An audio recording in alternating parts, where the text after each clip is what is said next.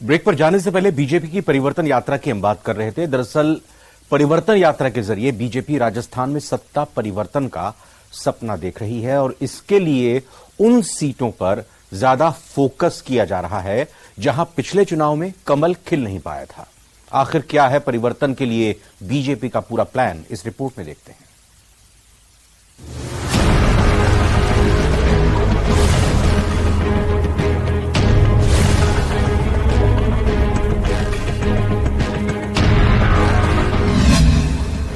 सत्ता का सूरज पूरब से ही उगेगा, पूरब की किरणों से ही कमल खिलेगा। पूरब में जीत बेहद है जरूरी, तभी वापसी की चाह होगी पूरी। राजस्थान का सियासी घमासान अब पूरे परवान पर आ गया है। कांग्रेस में जहां टिकट बंटवारे को लेकर मंथनों का दौर चल रहा है, तो बीजेपी परिवर्तन यात्राओं की तैयारियों में जी जान से जुटी हुई है। वैसे तो ये परिवर्तन यात्राएं प्रदेश की चारों दिशाओं से निकाली जाएंगी, जो सभी 200 विधानसभा सीटों को कवर करेगी। लेकिन 2 सितंबर से होने वाली इस परिवर्तन यात्रा की शुरुआत के लिए बीजेपी ने ऐसा इलाका चुना है जिस इलाके में पिछले विधानसभा चुनाव में पार्टी का प्रदर्शन बहुत ही खराब रहा था। जी हां, बीजेपी अपनी पहली परिवर्तन यात्रा सबसे पहले पूर्वी राजस्थान से शुरू करने जा रही है, जिसके लिए सवाई माधोपुर के त्रिनेत्र गणेश मंदिर को चुना गया है। 2 सितंबर को बीजेपी के राष्ट्रीय अध्यक्ष जेपी नड्डा त्रिनेत्र गणेश मंदिर से परिवर्तन यात्रा के रथ को हरी झंडी दिखाएंगे। यात्रा की शुरुआत के लिए बीजेपी ने पूर्वी राजस्थान को ही चुनने के पीछे के कारणों को आप भी समझिए। पूर्वी राजस्थान से परिवर्तन यात्रा शुरू करने की विशेष रणनीति के तहत बीजेपी ये संदेश देने की कोशिश में है कि ये इलाका उनके लिए बेहद ही अहम है। बीजेपी ये सियासी मैसेज देने की कोशिश इसलिए कर रही है क्योंकि विधानसभा सीटों के लिहाज से बीजेपी पूर्वी राजस्थान में सबसे कमजोर स्थिति में है। पिछले विधानसभा चुनाव की बात करें तो पूर्वी राजस्थान के 5 में से 4 जिलों में तो चुनावों में बीजेपी का खाता तक भी नहीं खुल पाया था। ले देकर धौलपुर जिले में बीजेपी ने एकमात्र सीट जीती थी। यहाँ बीजेपी के टिकट पर शोभा रानी कुशवाहा ने जीत दर्ज की थी, लेकिन राज्यसभा चुनाव के दौरान कांग्रेस को वोट देने के कारण बीजेपी ने उन्हें निष्कासित कर दिया था। यानी पूर्वी राजस्थान के 5 जिलों में फिलहाल बीजेपी का एक भी विधायक नहीं है। पिछले विधानसभा चुनाव के नतीजों में 5 जिलों में कैसे रहे थे, उन पर एक नजर जरूर डालते हैं। भरतपुर जिले में विधानसभा की कुल 7 सीटों में कांग्रेस ने 6 सीटें जीती थी, जबकि 1 सीट अन्य के खाते में गई थी। मतलब बीजेपी ने 1 सीट पर भी जीत दर्ज नहीं कर पाई थी। यही हाल दौसा जिले में भी था, जहां कुल 5 सीटों में 4 पर कांग्रेस ने बाजी मारी थी और 1 सीट अन्य के खाते में आई थी। बात करौली की करें तो जिले की सभी 4 सीटों पर कांग्रेस ने जीत का परचम लहराया था। वहीं सवाई सिंहासन का संग्राम में आज फिलहाल इतना ही।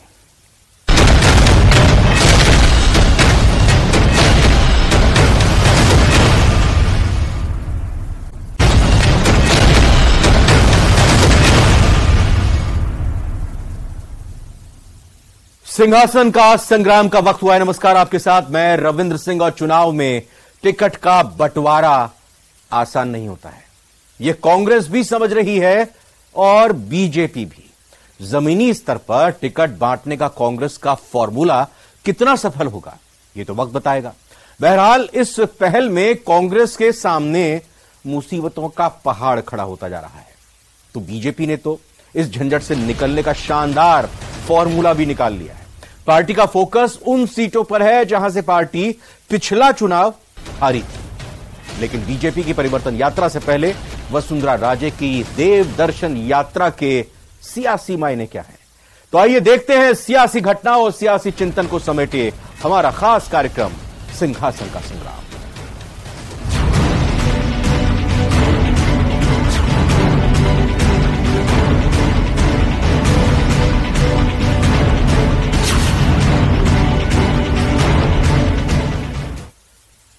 वैसे तो मुख्यमंत्री अशोक गहलोत ने कहा था कि कर्नाटक फॉर्मूले के आधार पर समय से पहले कैंडिडेट तय कर दिए जाएंगे, लेकिन पार्टी की स्क्रीनिंग कमेटी जल्दबाजी के मूड में नहीं है। 3 दिनों तक जयपुर में फीडबैक बैठकों के बाद अब स्क्रीनिंग कमेटी सभी संभागों के दौरे कर रही है। उसके बाद ही टिकट पर कोई अंतिम फैसला लिया जाएगा।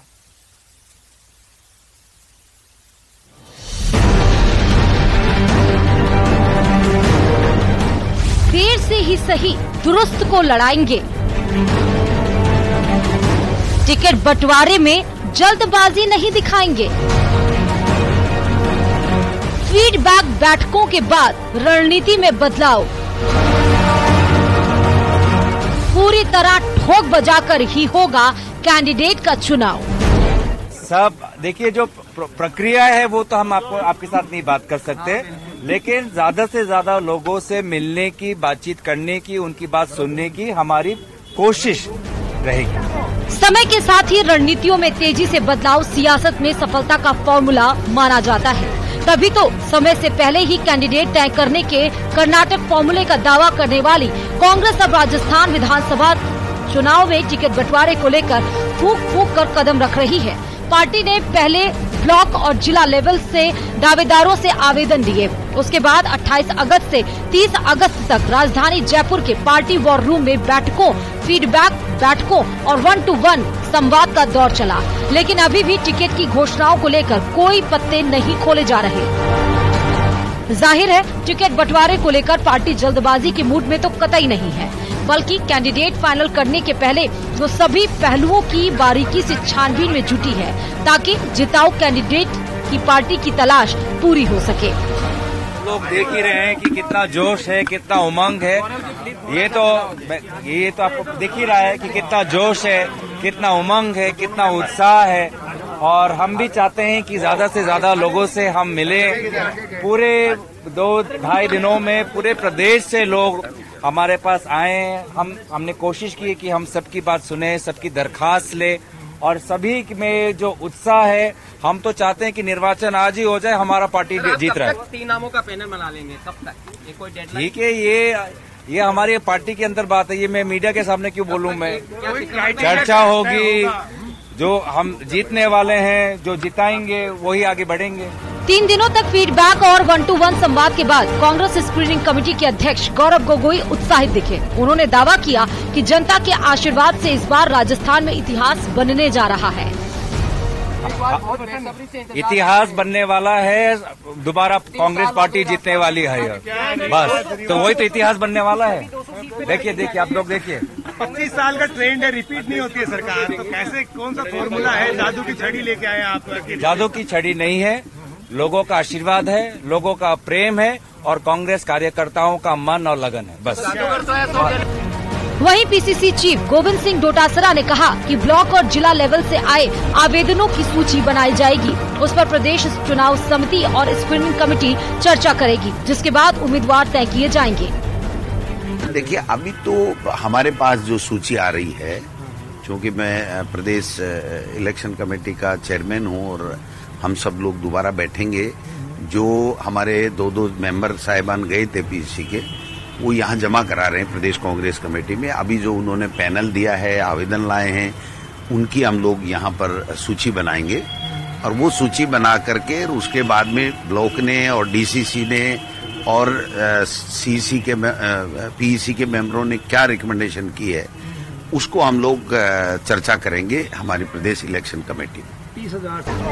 टिकट बंटवारे की प्रक्रिया को लेकर प्रदेश दौरे पर आई कांग्रेस स्क्रीनिंग कमेटी ने बुधवार को जयपुर में फीडबैक के आखिरी दिन भरतपुर, जोधपुर, कोटा और पाली संभाग के नेताओं से 1-to-1 संवाद किया। कोटा संभाग से यूडीएच मंत्री शांति धारीवाल, विधायक राम नारायण मीणा सहित कई नेता भी इस कार्यक्रम में शामिल हुए।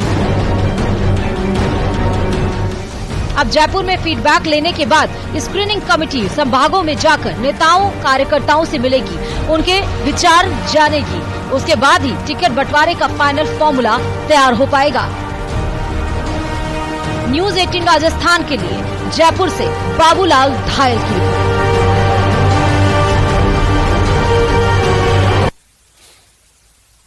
राजस्थान में सियासत का सितंबर का आगाज हो चुका है, जोरदार तरीके से होने जा रहा है। बीजेपी 2 सितंबर से परिवर्तन यात्रा निकालेगी, लेकिन उसके पहले ही वसुंधरा राजे ने अपनी देव दर्शन यात्रा का ऐलान कर प्रदेश का सियासी तापमान बढ़ा दिया है। परिवर्तन यात्रा से पहले धार्मिक यात्रा, 1 सितंबर को राजे का देव दर्शन प्लान। 4 भुजा मंदिर से राजे की देव दर्शन यात्रा। पूर्व सीएम और बीजेपी की राष्ट्रीय उपाध्यक्ष वसुंधरा राजे और उनकी यात्रा का सियासी कनेक्शन किसी से छुपा नहीं है। राजे सितंबर के पहले ही दिन अपनी देव दर्शन यात्रा पर निकलने वाली हैं, जो बीजेपी की परिवर्तन यात्रा कार्यक्रम के ठीक 1 दिन पहले है। वसुंधरा राजे की देव दर्शन यात्रा। राजे अपनी देव दर्शन यात्रा में 4 भुजा, नाथ द्वारा और त्रिपुर सुंदरी मंदिर में दर्शन करेंगी। राजे शुक्रवार सुबह जयपुर से हेलीकॉप्टर से रवाना होकर सीधे राजसमंद जिले में स्थित 4 भुजा मंदिर पहुंचेंगी। इससे पहले 2013 और 2018 में भी राजे ने 4 भुजा मंदिर से ही अपनी यात्रा का आगाज किया था। यहां दर्शन के बाद राजे हेलीकॉप्टर से नाथ द्वारा पहुंचेंगी और दर्शन करेंगी। नाथ द्वारा दर्शन के बाद राजे सीधे बांसवाड़ा जिले में स्थित त्रिपुरा सुंदरी मंदिर जाएंगी। राजे की 1 दिवसीय धार्मिक यात्रा में वो एक स्थान पर 1.5 से 2 घंटे ही रुकेंगी। वसुंधरा राजे का धार्मिक स्थानों से शुरू से ही लगाव रहा है। पूर्व मुख्यमंत्री वसुंधरा राजे अब तक राजस्थान में 3 यात्राएं निकाल चुकी हैं। वहीं 4 से 5 बार देव दर्शन के कार्यक्रम भी कर चुकी हैं। पहली बार राजे ने 2002 में यात्रा निकाली थी। इस यात्रा को परिवर्तन यात्रा का नाम दिया गया था। राजे की यह सबसे लंबी यात्रा थी। इस यात्रा में राजे ने 1 साल में 200 विधानसभा सीटों को कवर किया था। इसके बाद 2003 में हुए विधानसभा चुनाव में वो पहली बार प्रदेश की मुख्यमंत्री बनी थी। दूसरी यात्रा राजे ने 2013 में निकाली थी। इसे सुराज संकल्प यात्रा का नाम दिया गया था। ये यात्रा 4 भुजा मंदिर से ही शुरू हुई थी। मुख्यमंत्री रहते हुए साल 2018 में राजे ने तीसरी यात्रा की थी। इस यात्रा को गौरव यात्रा का नाम दिया गया था। ये यात्रा भी 4 भुजा मंदिर से ही शुरू हुई थी। हालांकि इस यात्रा के बाद भी उनकी सरकार नहीं बन सकी। आपको बता दें कि बीजेपी 2 सितंबर से परिवर्तन यात्रा करने जा रही है, जो प्रदेश की 4 दिशाओं से शुरू होगी, जिसमें एक यात्रा 2 सितंबर से सवाई माधोपुर के त्रिनेत्र गणेश मंदिर से शुरू होने वाली है। हालांकि राजे को भी इस यात्रा में शामिल होना है। वहीं खास बात यह है कि राजे की देव दर्शन यात्रा लगभग उस इलाके से गुजरेगी जो परिवर्तन यात्रा रूट से अलग है। अल्केश सानाढ्य के साथ ब्यूरो रिपोर्ट, न्यूज 18 राजस्थान। प्रदेश में विधानसभा चुनाव नजदीक आ चुके हैं, लेकिन बीजेपी का शीर्ष नेतृत्व टिकट घोषित नहीं कर पा रहा।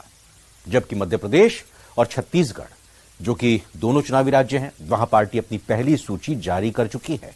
लेकिन राजस्थान में टिकट जारी करने में आला कमान को पसीने छूट रहे हैं। इसकी वजह क्या है, इस रिपोर्ट में जानने की कोशिश करते हैं।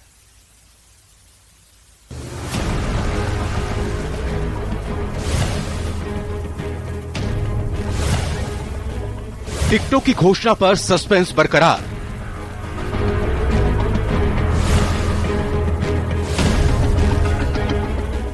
क्या है बीजेपी की रणनीति का आधार?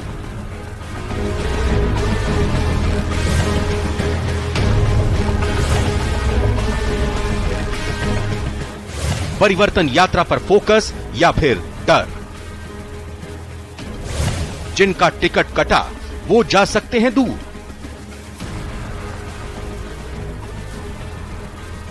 टिकटार्थियों को सीपी का सीधा संदेश है, टिकट पाना है तो खटना पड़ेगा, पब्लिक में खपना पड़ेगा, क्योंकि सेवा से ही मेवा मिलता है। इसीलिए टिकट की फिक्र छोड़िए और जनता जनार्दन के बीच जाइए।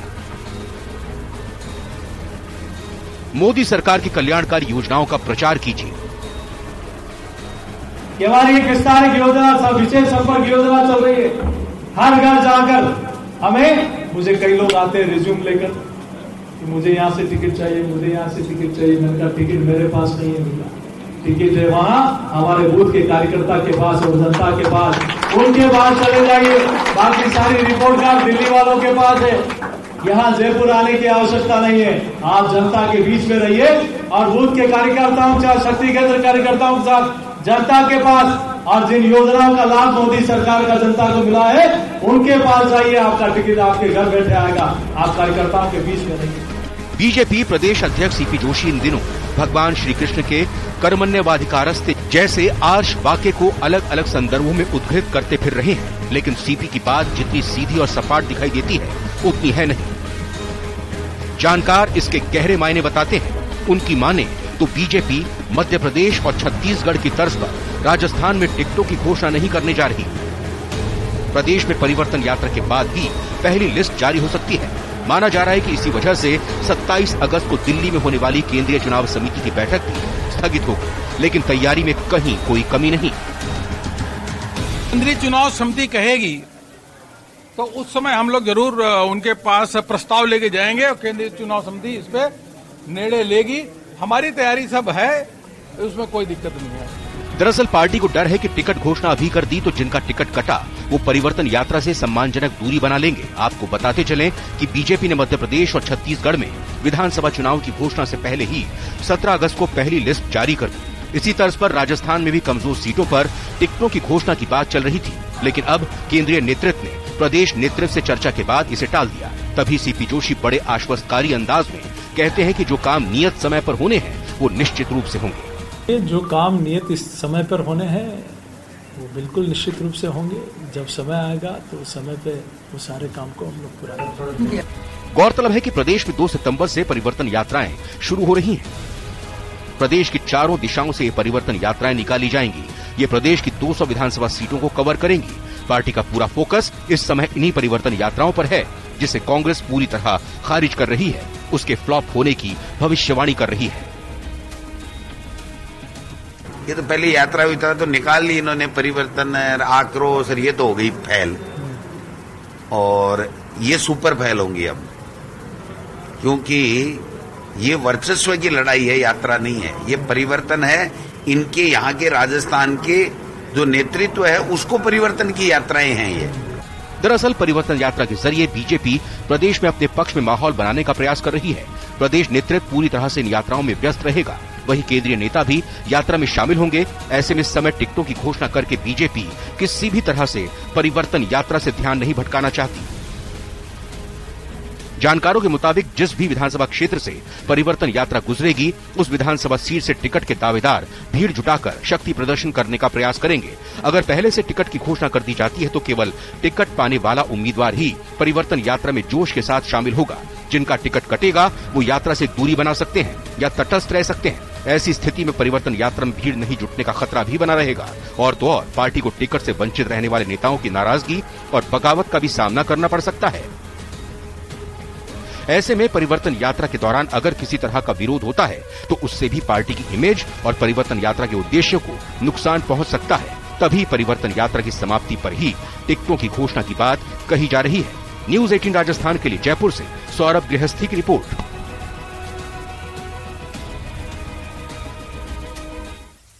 और फिलहाल एक छोटे से ब्रेक का वक्त हुआ है, लौटकर तुरंत आते हैं।